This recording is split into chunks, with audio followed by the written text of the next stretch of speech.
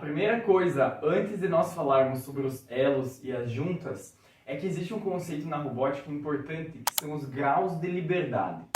Os graus de liberdade estão se referindo à quantidade de movimentos que um corpo pode realizar em torno de um eixo específico. O que isso quer dizer?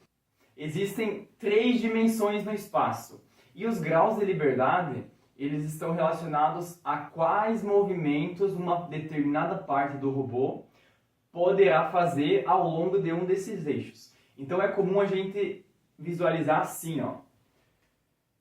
Na robótica existem os eixos X, na robótica em tudo, né? Existem os eixos X, Y e Z. O eixo X ele está relacionado ao movimento que o robô vai fazer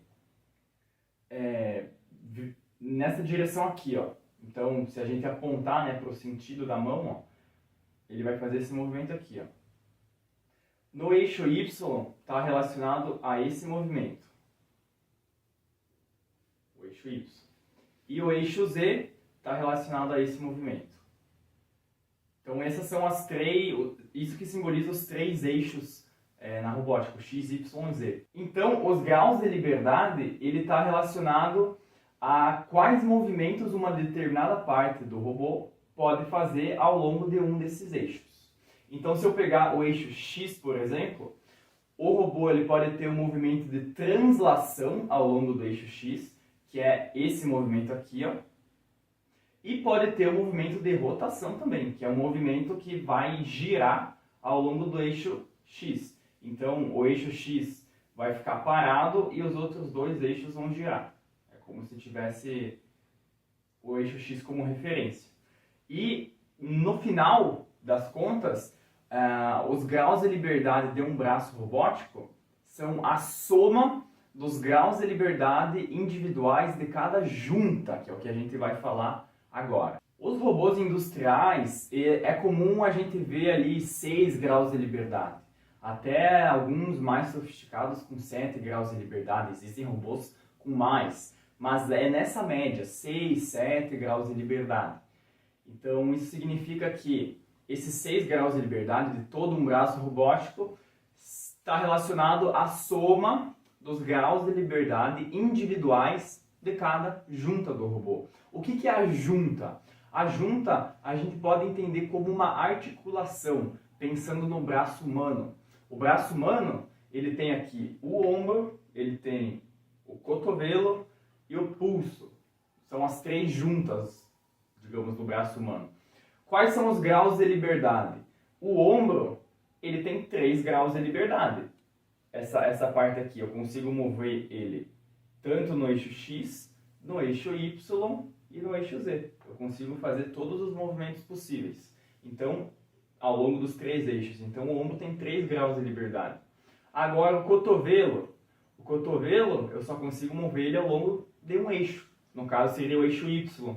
Ó, ele tem 1 grau de liberdade. E o pulso eu consigo mover ele esfericamente, né? E a gente vai ver que existe uma junta que é a junta esférica, que ela possui 3 graus de liberdade. Então, o braço humano possui 7 graus de liberdade. E as juntas, elas estão se referindo a essas articulações. Então, é isso que a gente vai visualizar na imagem que eu vou estar deixando aqui para vocês verem, as juntas robóticas. E existem vários tipos de juntas. A primeira junta que eu vou comentar vai ser a junta prismática. A junta prismática, ela é responsável pelo movimento de translação ao longo de uma direção específica.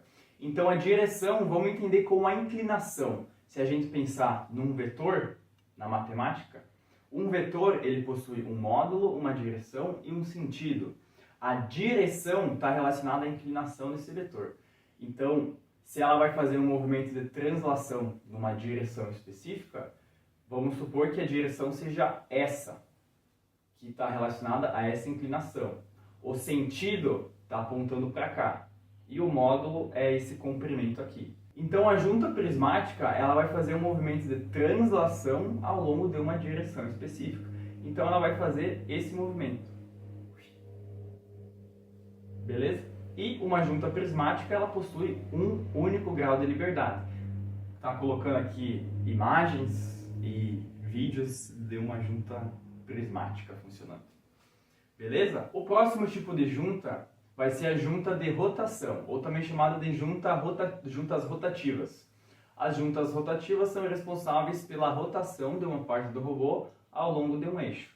Então, essas juntas também possuem um grau de liberdade, porque o movimento que vai estar relacionado a ela vai ser o movimento de rotação. Então, vou estar colocando aqui também imagens e vídeos da junta de rotação funcionando. A junta prismática e a junta de rotação são as mais utilizadas nos manipuladores robóticos industriais. A próxima junta é a junta esférica. A junta esférica, ela é a combinação de 3 juntas de rotação ao longo dos 3 eixos, x, y e z. E essa junta também possui 3 graus de liberdade. Fotos e vídeos da junta esférica. A próxima junta é a junta cilíndrica. A junta cilíndrica, ela é composta por uma junta prismática e uma junta rotacional. Então ela possui 2 graus de liberdade. A gente pode observar que as juntas bases principais são a rotacional e a prismática. As outras juntas, elas são derivações dessas duas. Então, a esférica é a combinação de 3 rotacionais, a cilíndrica é a combinação de uma prismática e uma rotacional.